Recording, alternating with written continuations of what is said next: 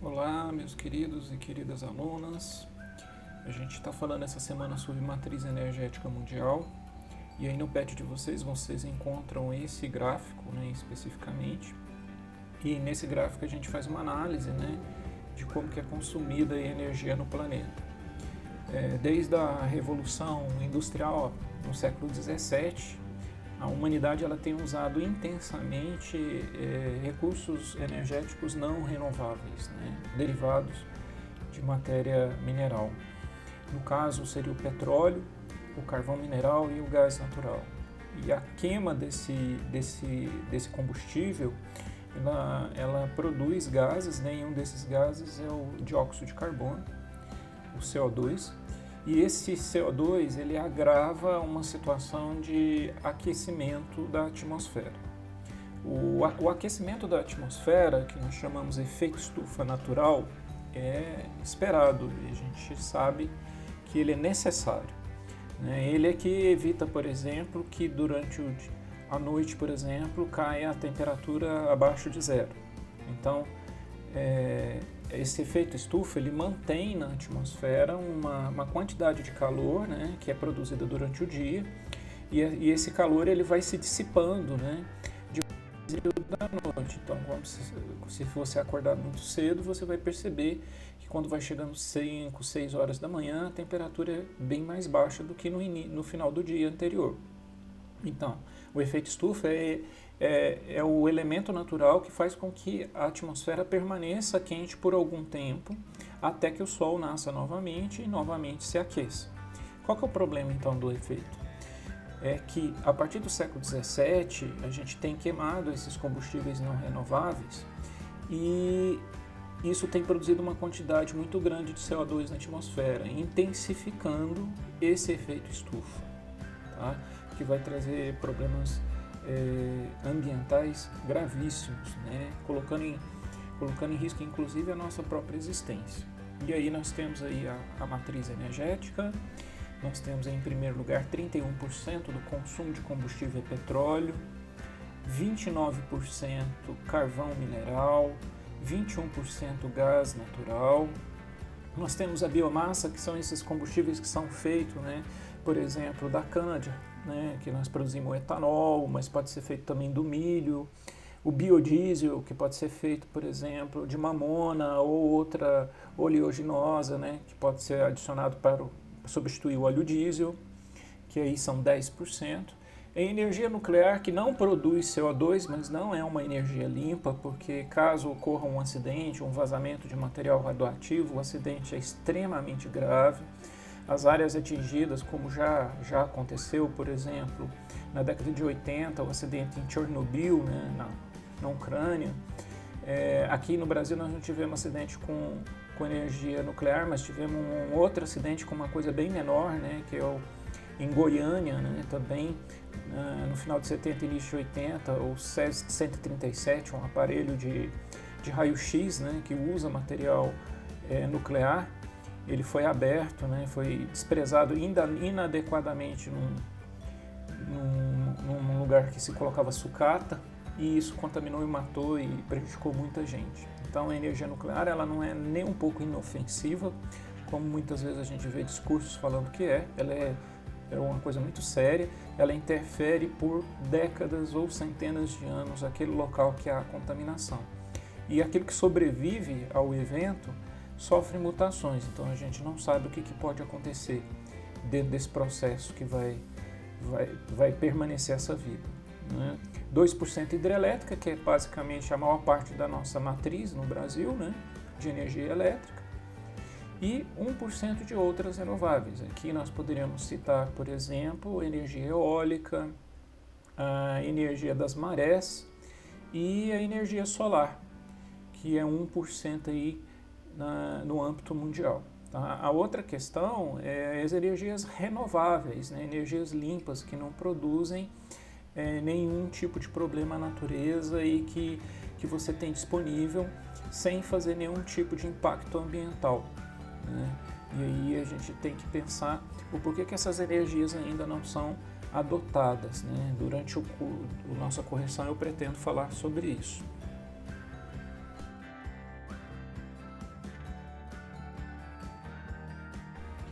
aqui nas atividades, na questão 1 dos eventos climáticos naturais que vêm sendo intensificados pelas práticas antrópicas, causando assim a problemática relacionada ao aquecimento global. Então, a gente sempre, quando a gente vai corrigir com vocês no Meet, eu falo para vocês que o interessante é você entender a questão, procurar compreender. Eu estou muito mais preocupado com isso do que propriamente com se vocês estão acertando ou se vocês estão errando.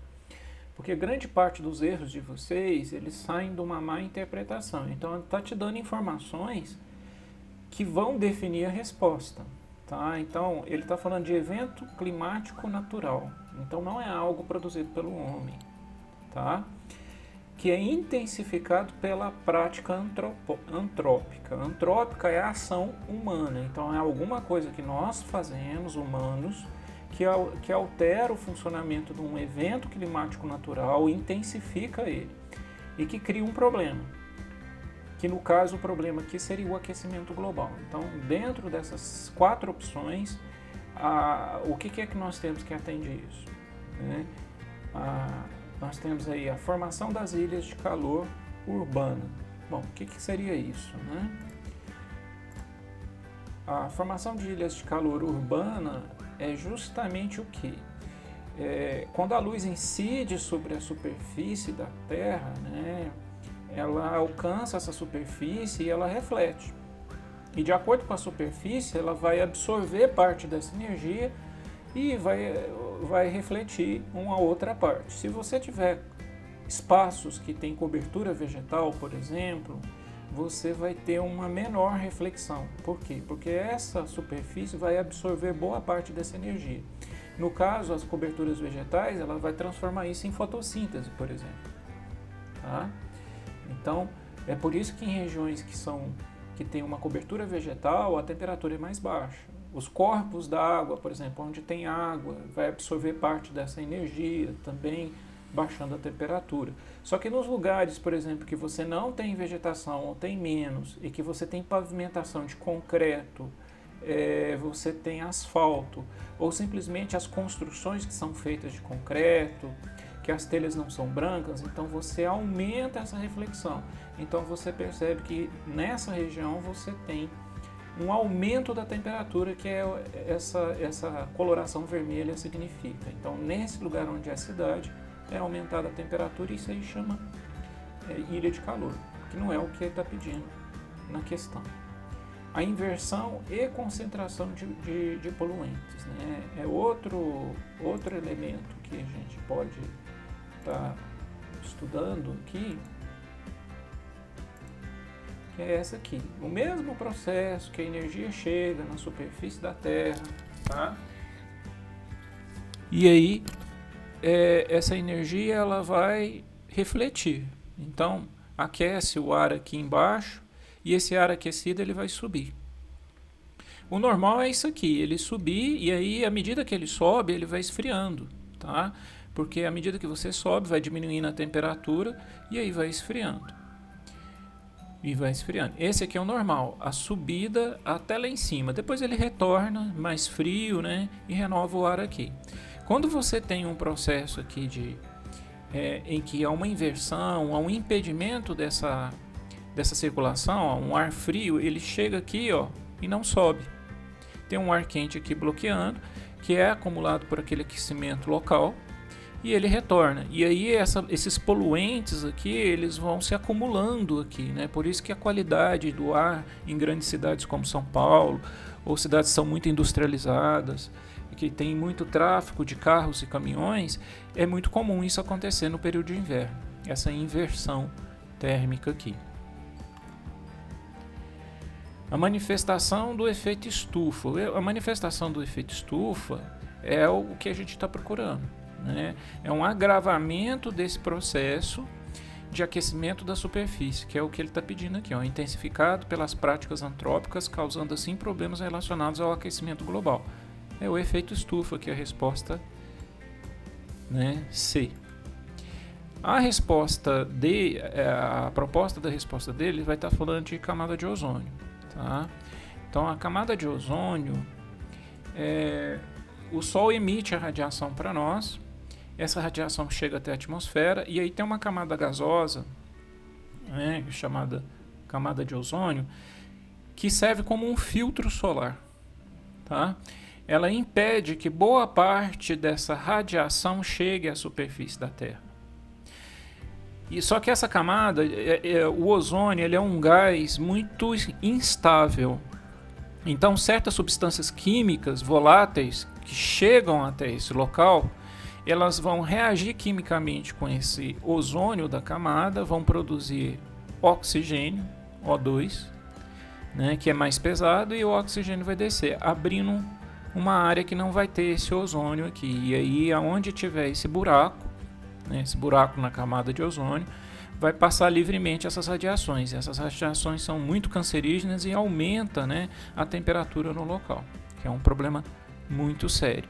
E esses gases que sobem, eles não são gases naturais, tá? Eles são gases artificiais produzidos principalmente a partir da década de 20, né, e colocados em sprays, geladeiras e assim sucessivamente, tá?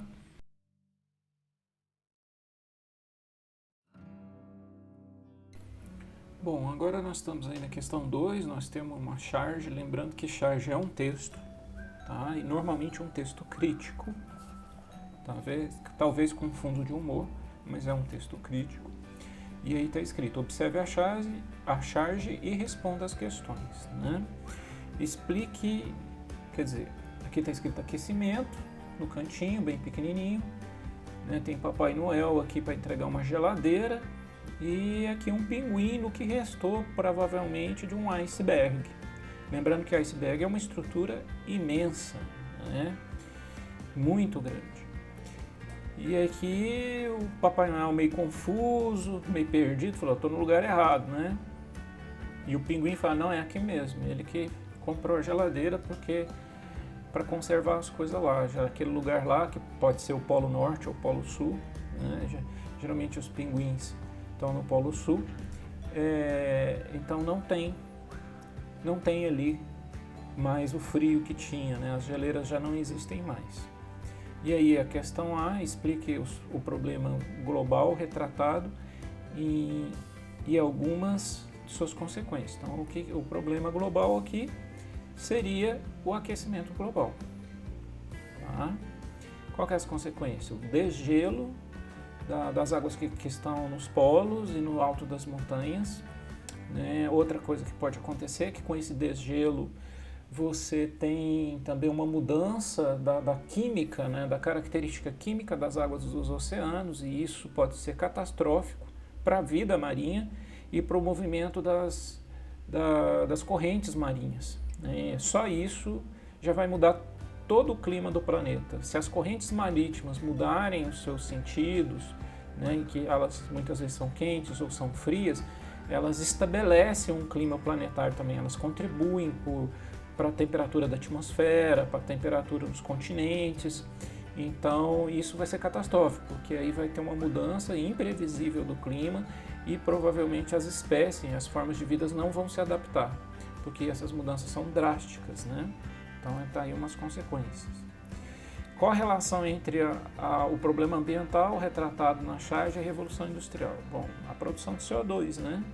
Produção de CO2 que aumenta o efeito estufa e que promove todas essas consequências aí, tá? Então está aí a nossa interpretação.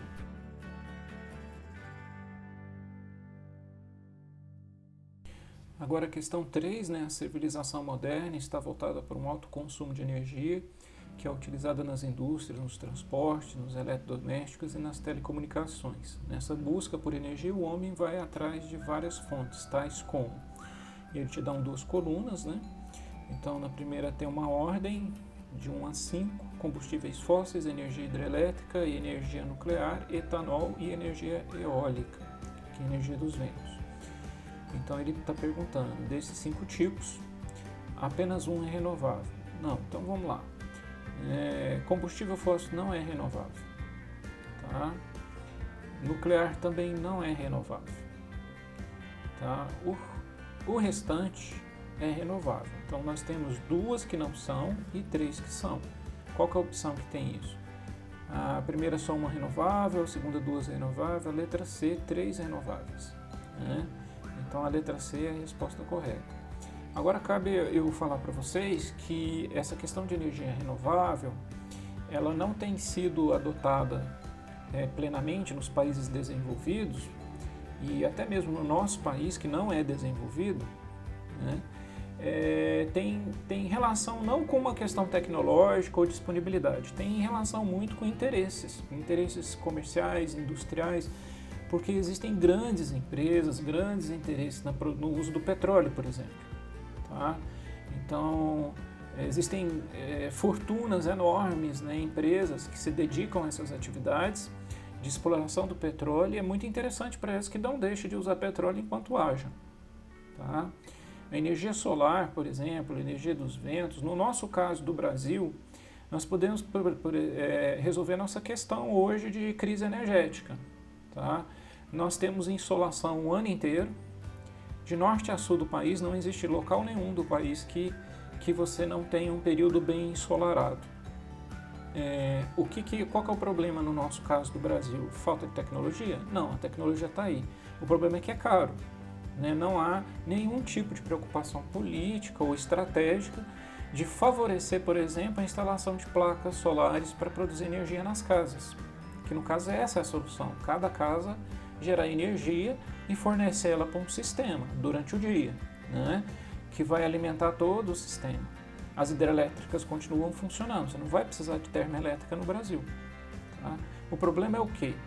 Que nossa energia ela é muito taxada, então em torno aí de mais de 40% aqui no estado de Minas Gerais, o valor que você paga de energia é imposto. Então se você começar a produzir energia na sua casa, um dos principais prejudicados vai ser o próprio estado, que vai perder uma arrecadação muito grande de recursos, né?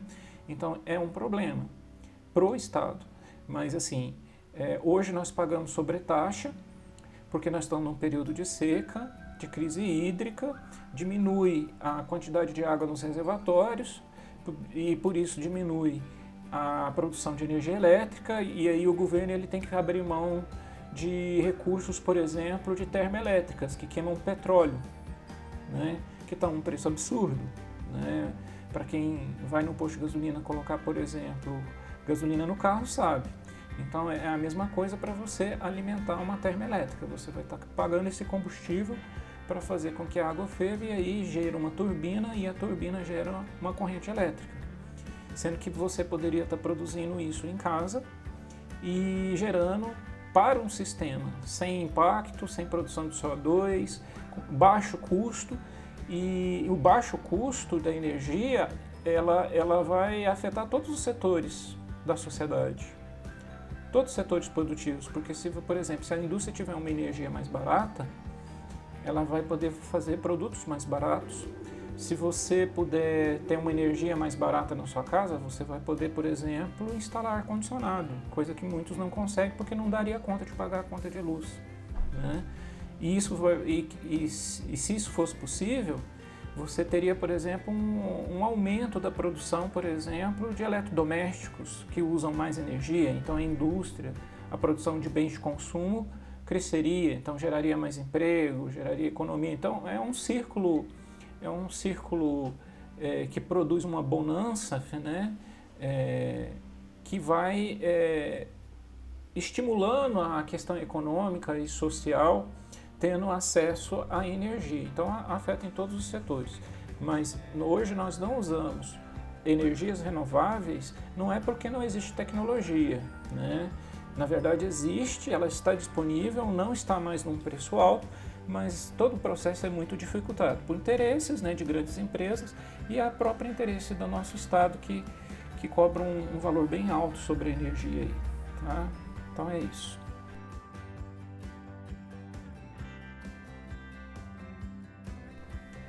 Meus queridos, agora a questão 4, né? E a gente sempre fala que a questão, vocês sempre erram na questão da interpretação, da leitura. Vocês estão muito preocupados nas respostas, mas na verdade vocês têm que estar preocupados nas perguntas, no texto que está sendo oferecido, no que está sendo solicitado, para aí você chegar na resposta. Então Chegar na resposta é a última coisa, não tem que ter pressa para chegar lá.